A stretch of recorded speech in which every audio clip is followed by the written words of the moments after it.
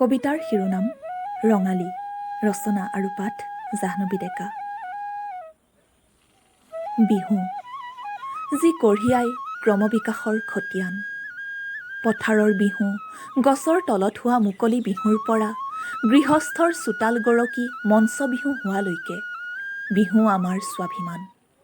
অসমীয়া জাতিৰ ই প্ৰাণৰো প্ৰাণ।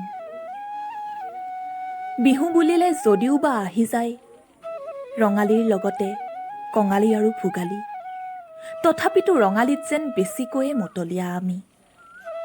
সেয়েতো উদযাপন কৰোঁ 7 দিনলৈ আমাৰ এই চেনেহৰ উৎসৱটি।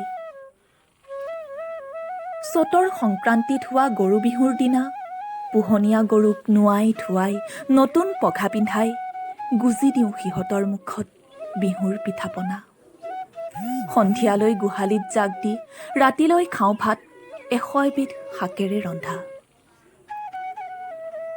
মানুহ বিহুৰ মূল কথাই হ'ল ডাঙৰক সন্মান আৰু সৰুক আদৰ কৰা।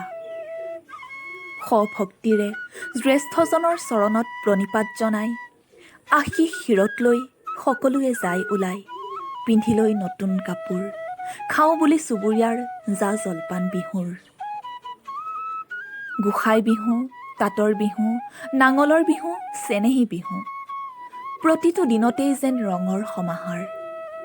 ঘৰে ঘৰে গৈ হুঁচৰি গাবলৈ ডেকা গাভৰু, বুঢ়া বেথা, শিশু আই মাতৃ সকলোৰে মনতেই দেখোঁ অফুৰন্ত স্ফূৰ্তিৰ জোৱাৰ। 7 বিহুৰ শেষৰ দিনা চেৰা বিহু, চেনেহৰ ৰঙালীয়ে সকলোকে নচুৱাই সেইদিনা গুচি যায় এবছৰৰ মূৰত পুনৰ অহাৰ প্ৰতিশ্ৰুতিৰে। আমি বান্ধ খাওঁ মৰমৰ বান্ধোনত, শক্তি পাওঁ হাঁহিৰ আৱেশত। বহাগ বিহুটিয়ে আমালৈ কঢ়িয়াই আনে এটা নতুন বছৰ, যাক কওঁ অসমীয়া নৱবৰ্ষ।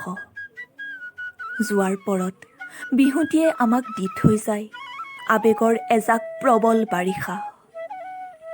সেয়ে চাগৈ ভূপেনদায়ো কৈ গৈছিল, বহাগ মাথো এটি ঋতু নহয়, নহয় বহাগ এটি মাহ, অসমীয়া জাতিৰ ই আয়ুস ৰেখা, গণজীৱনৰ ই সাহ।